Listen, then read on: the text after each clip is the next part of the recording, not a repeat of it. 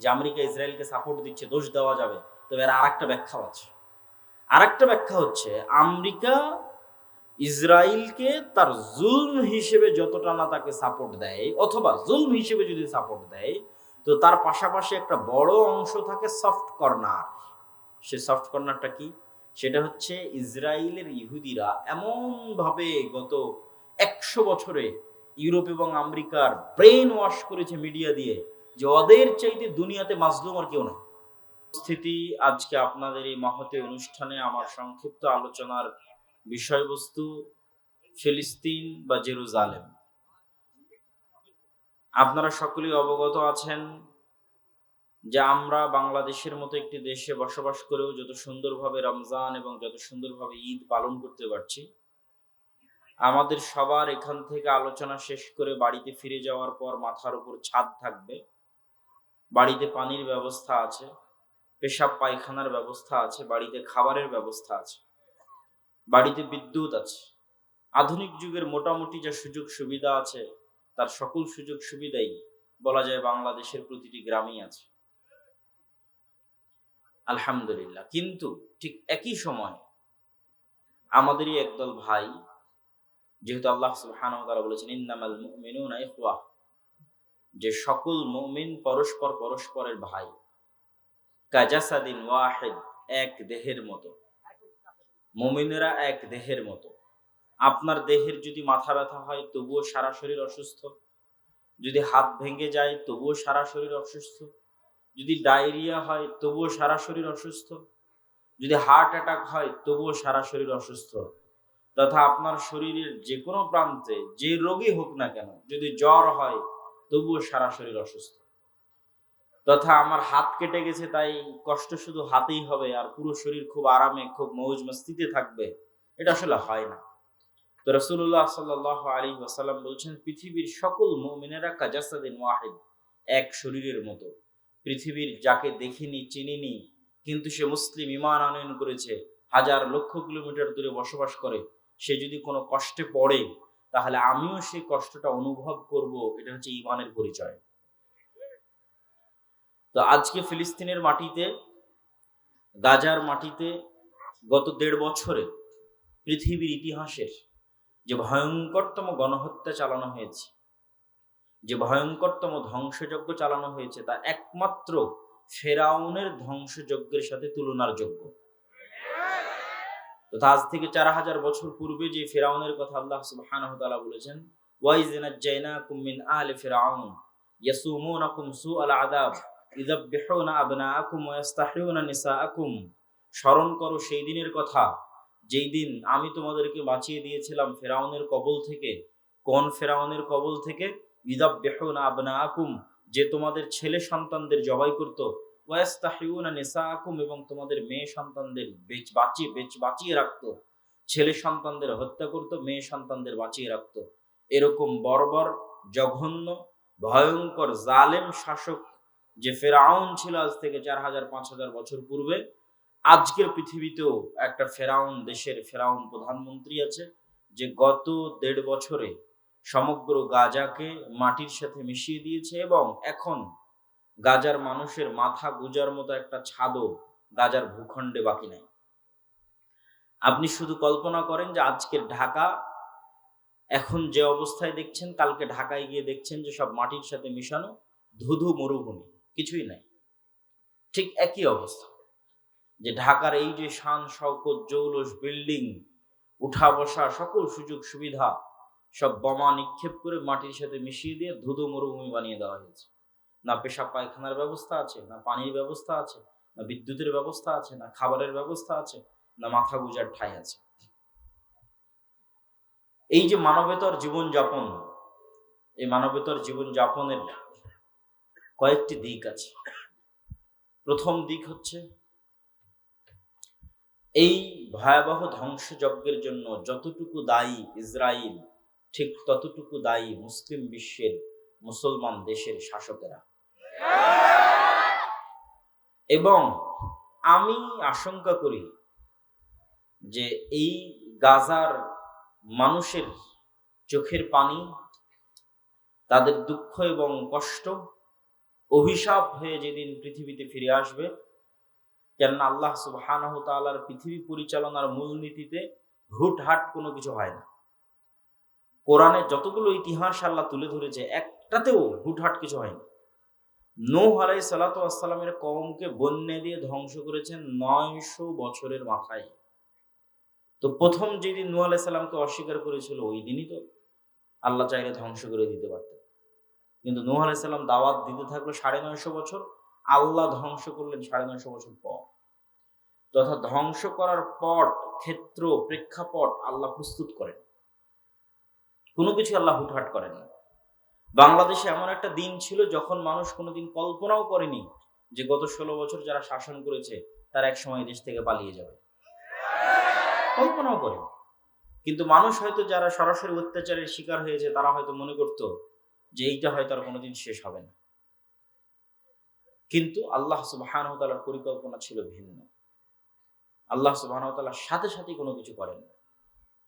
ইউসুফ আলাইহিস সালাতু ওয়াস সালাম যেই দিন কুয়াতে নিক্ষিপ্ত হয়েছেন ভাইদের মাধ্যমে, আল্লাহ জিবরাইলকে বলবেন, জিবরাইল, ওই যে আমার বান্দা ইয়াকুব কাঁদতেছে, তার ছেলে হারিয়ে গেছে, এই দুঃখে কাঁদতেছে, আল্লাহর কাছে দোয়া করতেছে, আল্লাহ আমার ছেলে হারিয়ে ফেলেছি, ছেলেকে ফেরত দাও।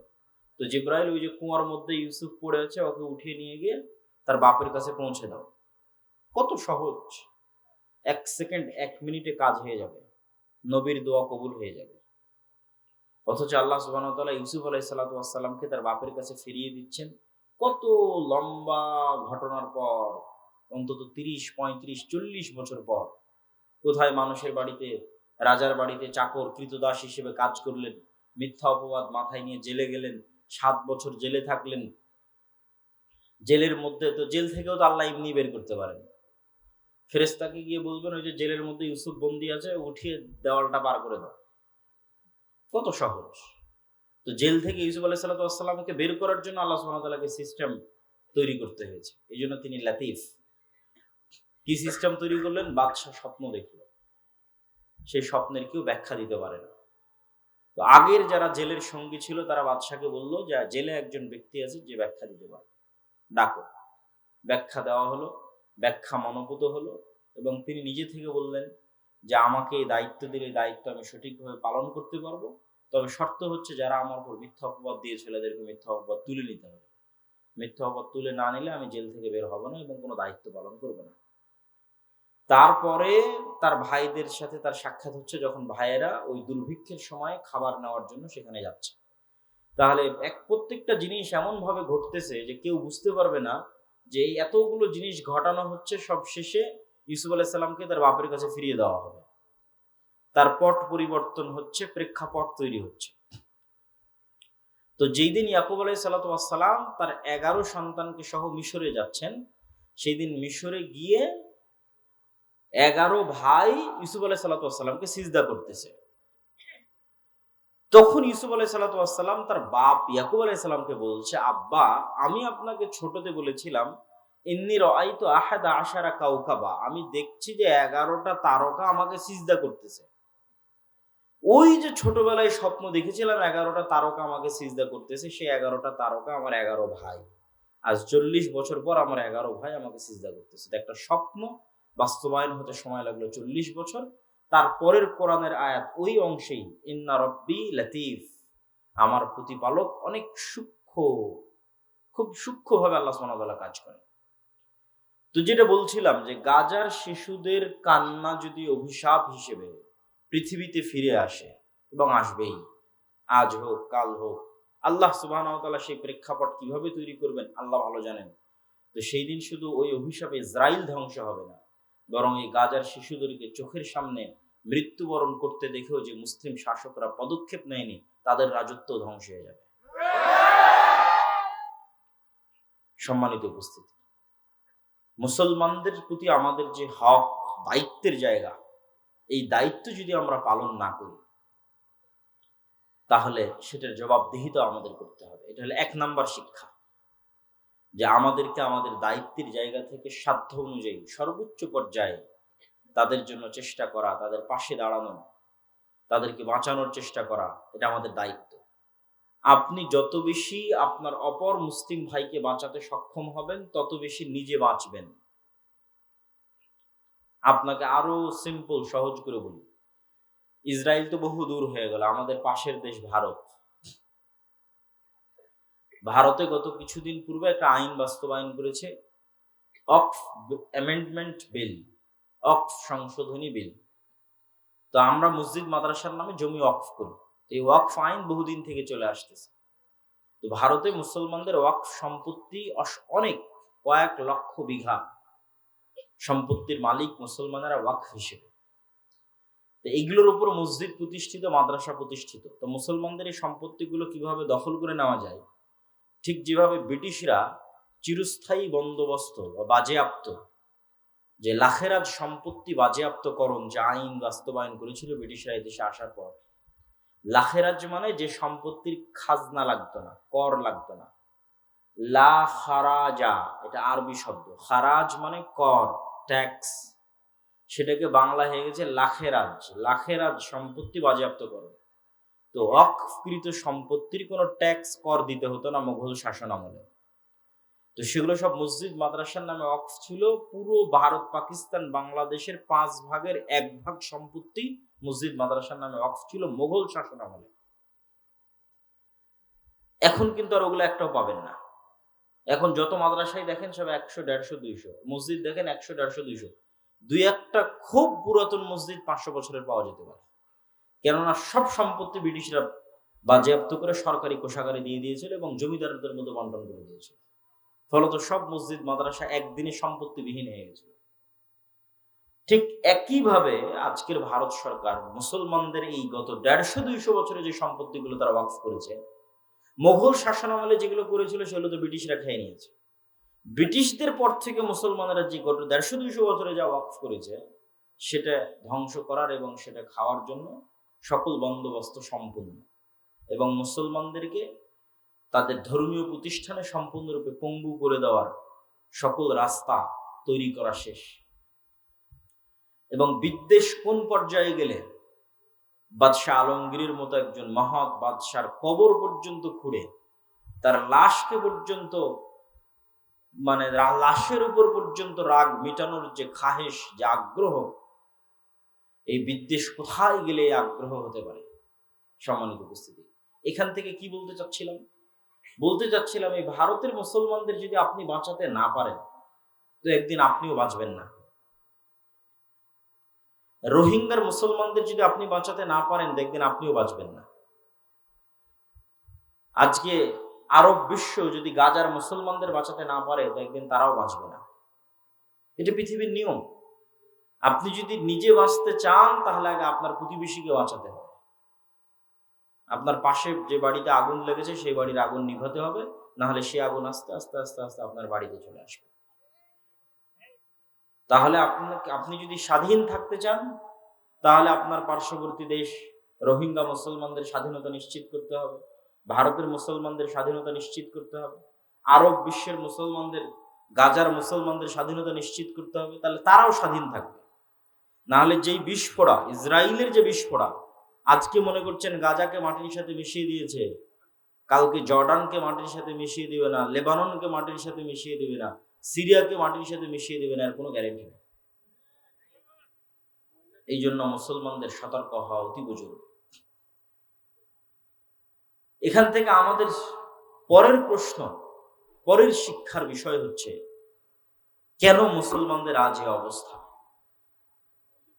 এই যে সমগ্র বিশ্বে মুসলমানদের উপর জুলমের স্টিং রোলার চলছে, মায়ানমারের আরাকান থেকে পার্শ্ববর্তী দেশ ভারত থেকে আরব বিশ্বের ইসরায়েল পর্যন্ত, চায়নার উইঘুর মুসলমান পর্যন্ত, সমগ্র বিশ্বে মুসলমানদের উপর যে জুলমের স্টিং রোলার চলছে, মুসলমানেরা এইভাবে গোলাম কিভাবে হয়ে গেল? এর পিছনের কারণ কি এবং এটার থেকে মুসলমানেরা মুক্তি পাবে কিভাবে? এর পিছনের কারণ এবং এর থেকে মুক্তি পাওয়ার মানদণ্ড যদি আমরা দাঁড় করাই, ফিলিস্তিন দিয়ে দাঁড় করানো যাবে। কিভাবে ফিলিস্তিন দিয়ে দাঁড় করানো যাবে? আগে আপনাকে ফিলিস্তিনের মাটির গুরুত্বটা বুঝতে হবে। যে আয়াত আমি তেলাওয়াত করেছি, আল্লাহ বলছেন, সুবহানাল্লাযী আসরা বিআবদিহি লাইলাম মিনাল মসজিদিল হারাম ইলাল মসজিদিল আকসা, মহাপবিত্র সেই আল্লাহ যে তার বান্দাকে মক্কার হারাম থেকে, মানে মুহাম্মদ সাল্লাল্লাহু আলাইহি ওয়াসাল্লামকে মক্কার হারাম থেকে রাতের অন্ধকারে ওই মসজিদে আকসায় নিয়ে গেছেন, যেই মসজিদে আকসার চতুর্দিক আল্লাহ বরকত দিয়ে ঘিরে রেখেছে। আল্লাহু আকবার। কোরআনের আয়াতের অনুবাদ করলেন, বারাকনা হাওলা, যে মসজিদে আকসার চারিদিক আল্লাহ বরকত দিয়ে ঘিরে রেখেছে।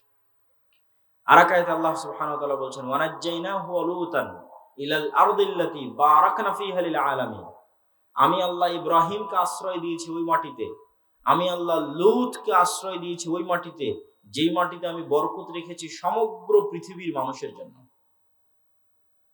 কোন মাটিতে আশ্রয় দিয়েছেন? ইব্রাহিম আলাইহিস সালাতু ওয়াস সালামের বাপের বাড়ি ইরাক। বাপ যখন বাড়ি থেকে বের করে দিয়েছে, ইরাক থেকে পালিয়ে উনি আশ্রয় নিয়েছেন জেরুজালেমে, ফিলিস্তিন, শামে।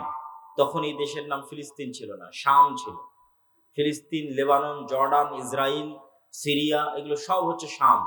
হাদিসে যেখানে শাম আসবে, তথা বাংলায় যেখানে, ইংরেজিতে যেখানে আমরা সিরিয়া বলবো, এগুলো সব তার অন্তর্ভুক্ত।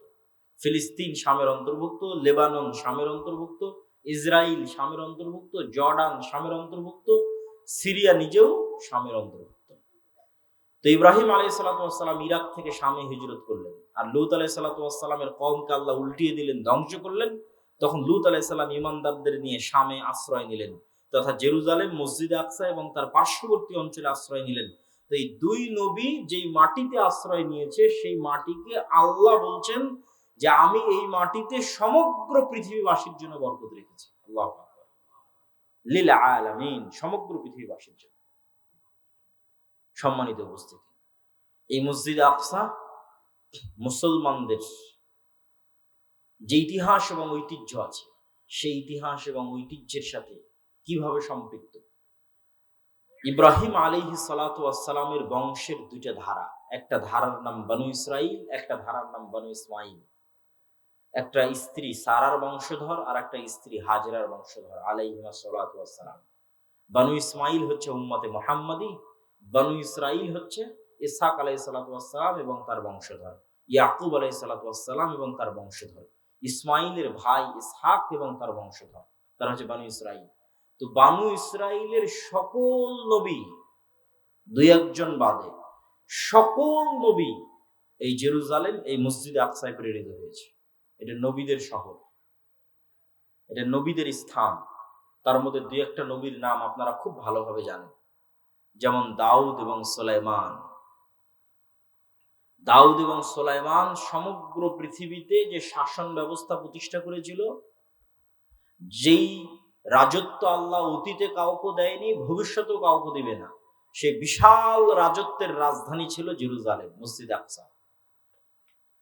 এই মসজিদে আকসা সেই মসজিদে আকসা, যে মসজিদে আকসার কথা আল্লাহ কোরআনে বলছেন এভাবে, ওয়াইদ ক্বালাত ইমরাতু ইমরান রাব্বি ইন্নী নাযারতু লাকা মা ফি বাতনি মুহাররারা, যখন ইমরানের স্ত্রী বলল, আল্লাহ আমার পেটে যে সন্তান আছে তোমার রাস্তায় ওয়াকফ করে দিলাম, তোমার রাস্তায় মানে মসজিদে আকসার জন্য ওয়াকফ করে দিলাম। ফালাম্মা ওয়াদাআতহা ক্বালাত রাব্বি ইন্নী ওয়াদাতুহা উনসা, যখন সন্তান প্রসব হলো বলছে, আল্লাহ আমি তো মেয়ে সন্তান প্রসব করেছি। আল্লাহু আ'লামু বিমা ওয়াজাআত, আর আল্লাহ আগে থেকেই জানেন যে সন্তান মেয়ে। ওয়ালাইসা যাকারু কাল উনসা, সকল পুরুষ মেয়ের মতো নয়, সকল মেয়ে পুরুষের মতো নয়। আর আমরা তার নাম রেখে দিলাম মারিয়াম। কুল্লামা দাখালা আলাইহা যাকারিয়াল মিহরাব ওয়াজাদা ইনদাহা রিজকা, যখনই জাকারিয়া, খালু জাকারিয়া মারিয়ামের মেহরাবে প্রবেশ করে, তখনই দেখে অসময়ের ফল। ক্বালা ইয়া মারিয়ামু আন্না লাকি হাযা, মারিয়াম অসময়ের ফল কোথায় থেকে আসলো? ক্বালাত হিয়া মিন ইনদিল্লাহ, মারিয়াম বলল আল্লাহর পক্ষ থেকে অসময়ের ফল আসে। ইন্নাল্লাহা ইয়ারযুকু মান ইয়াশা বিগাইরি হিসাব, আল্লাহ যাকে ইচ্ছে তাকে বেহিসাব রিজিক দান করতে পারেন। হুনালিকা দাআ জাকারিয়া রাব্বাহ, জাকারিয়া যখন দেখলো আল্লাহ ইমরানকে এত সৎ একজন পরহেজগার আল্লাহওয়ালা কন্যা সন্তান দান করেছে, যার কাছে আল্লাহ আসমান থেকে খাবার পাঠায়, তা আমি তো জাকারিয়া বৃদ্ধ হয়ে গেলাম, আমার তো এরকম একটা সন্তান হলো না। হুনালিকা দাআ জাকারিয়া রাব্বাহ, তখন জাকারিয়া ওখানেই সালাতে দাঁড়িয়ে গিয়ে আল্লাহর কাছে দোয়া করতে লাগলেন, আল্লাহ আমাকে একটা সৎ সন্তান দাও। বৃদ্ধ হয়ে গেছি, আমার স্ত্রী বন্ধ্যায়, চুল দাড়ি পেকে গেছে, কিন্তু সন্তান চাই মারিয়ামের মতো। তো এই মারিয়াম যেই মসজিদের খেদমত করছে সেই মসজিদের নাম কি? মসজিদে আকসা। এই যে পুরো ঘটনা বলতেছে, আল্লাহ নিজে কোরআনে বলতেছে, সূরা মারিয়ামের নামে আলাদা সূরা আছে, এগুলো সব মসজিদে আকসায় ঘটতেছে।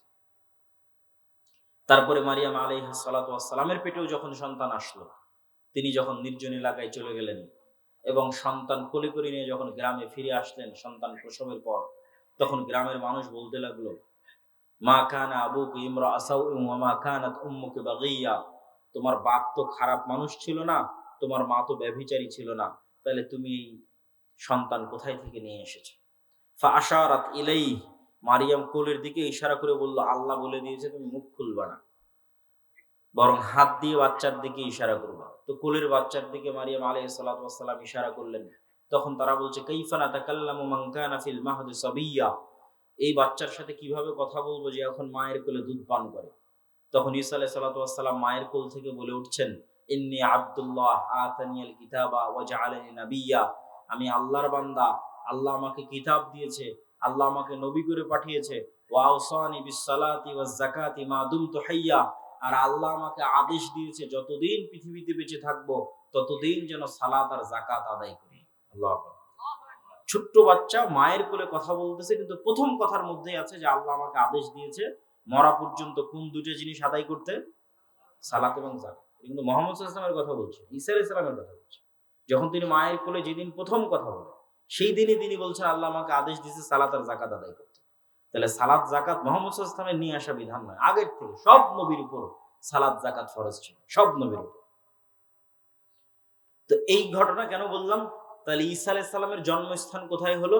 জেরুজালেম, আজকের ফিলিস্তিন, আজকের যেই মসজিদ আকসা এবং তার পার্শ্ববর্তী অঞ্চল, সেটা যে ঈসা আলাইহিস সালামের জন্মস্থান।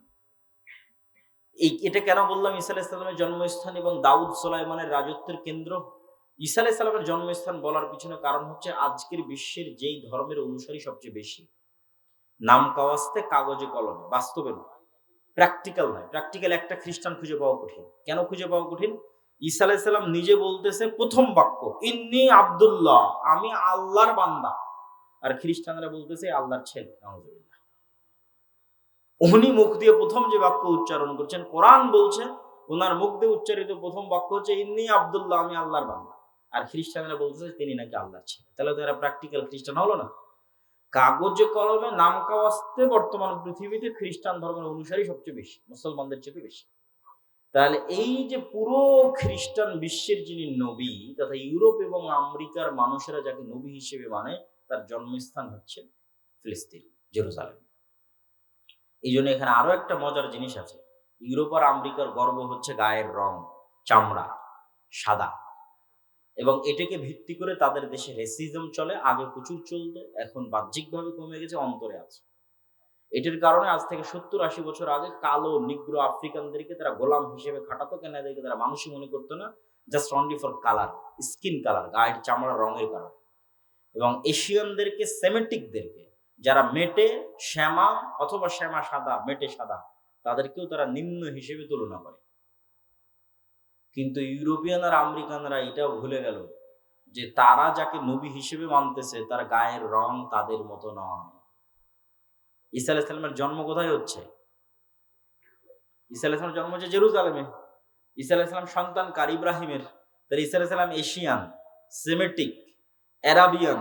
মুহাম্মদ সাল্লাল্লাহু আলাইহি ওয়াসাল্লামের গায়ের রং যা, আমার আপনার গায়ের রং যেমন, যদি কারো গায়ের রং মেটে উজ্জ্বল বর্ণের সাদা হয়, শ্যামা সাদা হয়, ধবধবে হলদে সাদা যে ইউরোপিয়ান আমেরিকান, সে গায়ের চামড়া ঈসা আলাইহিস সালামের ছিল না।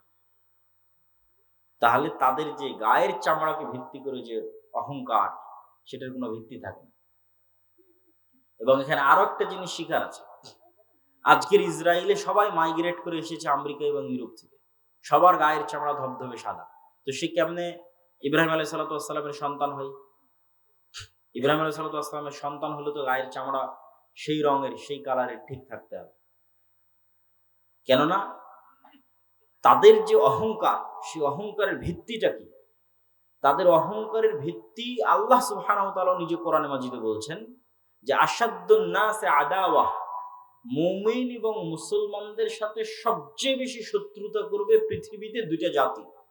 একটা হচ্ছে পাশের দেশের ব্রাহ্মণ্যবাদী মুশরিকরা, আর একটা হচ্ছে ইসরায়েলের জায়নিস্ট ইহুদিরা। আল্লাহর কোরআনের আয়াত, আল্লাহ বলেছেন যে মুসলমানদের উপর সবচেয়ে বেশি শত্রুতা করবে ব্রাহ্মণ্যবাদী হিন্দুরা, জায়নিস্ট ইহুদিরা মুসলমানদের সাথে সবচেয়ে শত্রুতা করবে। তাহলে বাদ গেল কে? খ্রিস্টানরা শত্রুতার দিক থেকে অতটা থাকবে না। কেন থাকবে না? আল্লাহ তাদেরকে বলেছেন ওয়ালা যালিন, তারা সত্য জানে না, জানলে সত্য মেনে নিত। এই জন্য অতীতেও যত মানুষ ইসলাম গ্রহণ করেছে তার বেশিরভাগ খ্রিস্টান থেকে ইসলাম গ্রহণ করেছে। কিয়ামত পর্যন্ত যত মানুষ ইসলাম গ্রহণ করবে তার বেশিরভাগ খ্রিস্টান থেকে ইসলাম গ্রহণ করবে। কেননা তারা সত্য জানে না, জানলে মানবে। এই জন্য দেখবেন যে আজকের ইউরোপ আমেরিকায় সব নন মুসলিমরা মিছিল করতেছে ফিলিস্তিনের পক্ষে, যাদের নাম দিয়েছে ট্রাম্প সরকার বা ইসরায়েলের সরকার বা ইসরায়েলের মিডিয়া প্রো প্যালেস্টাইনিয়ান। যে প্রো প্যালেস্টাইনিয়ান যে প্রোটেস্ট হচ্ছে, তথা প্যালেস্টাইনকে সাপোর্ট করে যে প্রোটেস্টটা হচ্ছে, 90% সব নন মুসলিম এবং খ্রিস্টান। এইটা আজ থেকে 10-15 বছর আগে দেখা যায়নি কেন? আজ থেকে 10-15 বছর আগে মিডিয়া কুক্ষিগত ছিল। বিবিসি, সিএনএন, নিজস্ব যে মিডিয়া। ওই যে আল্লাহ বলেছে ওয়ালা যালিন, খ্রিস্টানরা পথভ্রষ্ট, জানলে কথা বলবে। তো খ্রিস্টানরা যখন জানতেছে যে এখানে জুলুম হচ্ছে, চোখের সামনে দেখতে পাচ্ছে যে গাজাতে জুলুম হচ্ছে, তখন তারাও মিছিল মিটিং করতেছে। এই জন্য মিডিয়ার পাওয়ার আছে। আপনি যদি মনে করেন আমেরিকাকে একচাটিয়ে দোষ দিবেন যে আমেরিকা ইসরায়েলকে সাপোর্ট দিচ্ছে, দোষ দেওয়া যাবে, তবে এর আরেকটা ব্যাখ্যা আছে।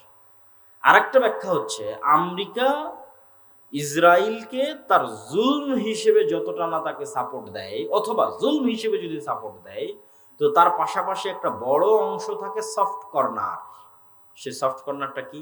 সেটা হচ্ছে ইসরায়েলের ইহুদিরা এমনভাবে গত 100 বছরে ইউরোপ এবং আমেরিকার ব্রেন ওয়াশ করেছে মিডিয়া দিয়ে, যে ওদের চাইতে দুনিয়াতে মাজলুম আর কেউ না।